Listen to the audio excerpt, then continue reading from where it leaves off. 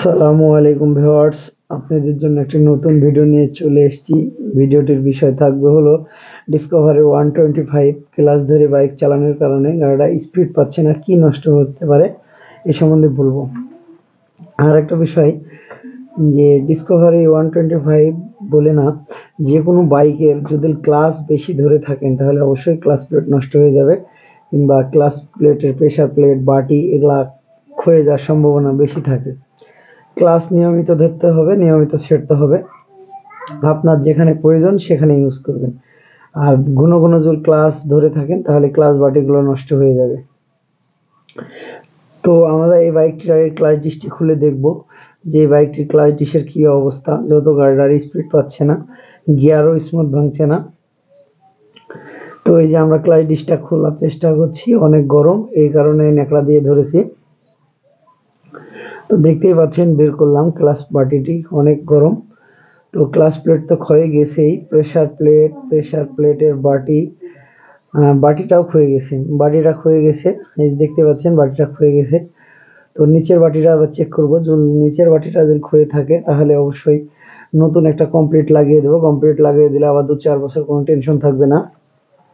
সাধারণত অরিজিনাল লাগাবো এই কারণে যে অরিজিনাল লাগালে সবসময় মাইলেজ ভালো পাবেন, সার্ভিসও ভালো পাবেন, গিয়ার জাম থাকবে না, স্মুথ পিকআপ সবই স্মুথ হয়ে যাবে। যেহেতু ক্লাস সাইডের কম্পেয়ার যদি না ভালো থাকে তাহলে বাইক চালায় মজা পাবেন না। আমরা ক্লাস ডিসটিও চেক করে নেব, যদি বাটিটা গজা থাকে তাহলে ওটা সেরে দেব। তো বাটিটা ঠিক আছে, যে আমরা দেখতে পাচ্ছেন। এবার ক্লাস ডিসটি নতুন ভাবে ধোয়ার পরে লাগাচ্ছি। আর একটি এই যে বাজাজ কোম্পানির হলো একটি ক্লাস অ্যাসেম্বলি নিয়ে এসেছি, ওটা কমপ্লিট, এটা লাগিয়ে দেবো, তাহলে অল্পতেই হয়ে যাবে। এই যে কমপ্লিট সেট এইভাবেই থাকে, কমপ্লিট লাগিয়ে দিলাম। তো আমরা লাগানোর পরে ওই নাটগুলো খুলে আবার নিব, এই কারণে যে ভিতরে একটা নাট থাকে। ক্লাস প্লেটগুলো সুন্দর করে লাগাবেন, অবশ্যই লাগানোর আগে ফলো করবেন যে গ্রুপ যে না ভুল হয়। তো এই যে আমরা বলেছিলাম নাটটা এবারে যে লাগিয়ে দেবো সুন্দর করে রেঞ্চের দ্বারাই। অবশ্যই অনেকেই ছেনি মারলে শ্যাফটটি টাল হওয়ার সম্ভাবনা থাকে, অবশ্যই রেঞ্চ দিয়ে টাইট করবেন। তো এটা টাইট করা হয়ে গেলে আমরা এবারে বাটিটা লাগাবো, অবশ্যই উপরকার স্প্রিং বাটিগুলো।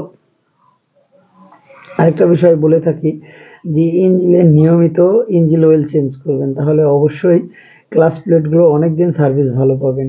আর মোবিল ফিল্টার এটাও নিয়মিত চেঞ্জ করবেন, যেহেতু 3000-2500 কিলো পর ওটা চেঞ্জ করলে সবচাইতে ভালো থাকে, যেহেতু মোবিলের গাদের কারণে অনেক সময় ক্লাস প্লেট নষ্ট হয়।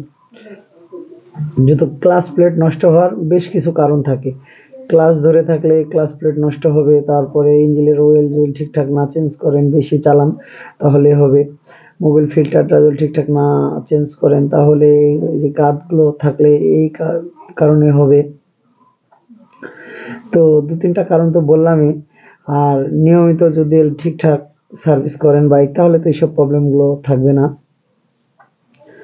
তো এই যে দেখতে পাচ্ছেন আমার এই নাটগুলো লাগানো কমপ্লিট এর মধ্যে, যেহেতু এর মধ্যেই অনেক কিছু বলেছি যে কি কি কারণে এগুলা হতে পারে। নাটগুলো এবার টাইট করে নিলাম।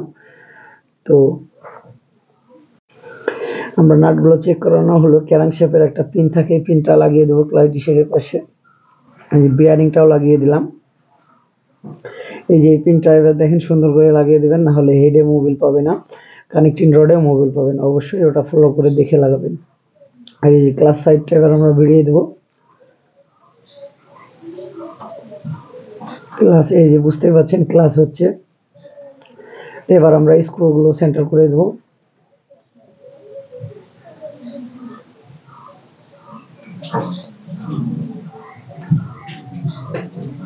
স্ক্রুগুলো ভালো করে সেন্টার করে ভালো রেঞ্চের দ্বারাই টাইট করবেন অবশ্যই, নাতে নাটগুলো স্লিপ করার চান্স থাকে।